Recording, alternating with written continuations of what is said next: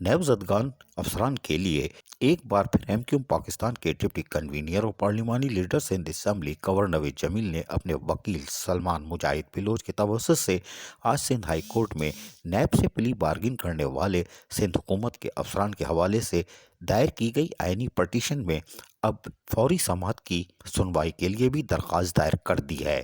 اس سے پیشتر Sindh high court کہ justice Adnan کریم کی جانب سے اس کیس کی سماعت سننے سے معذرت کرنے پر سماعت ملتوی ہو گئی تھی، تاہم اگلے ہفتے میں اس آئینی درخواست کی سماعت اب متوقع دکھائی دیتی ہے۔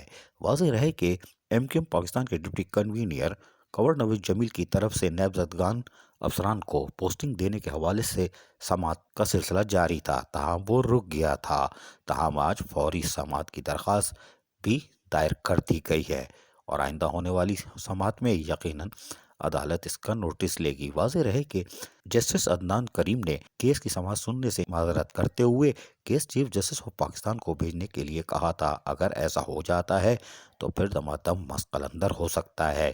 اب دیکھتے ہیں آئندہ ہفتے سماعت کون سے معزز جج صاحبان کرتے ہیں اور کیا کیا فیصلے آتے ہیں۔ عزیز عارف، KBS بلدیاتی نیوز۔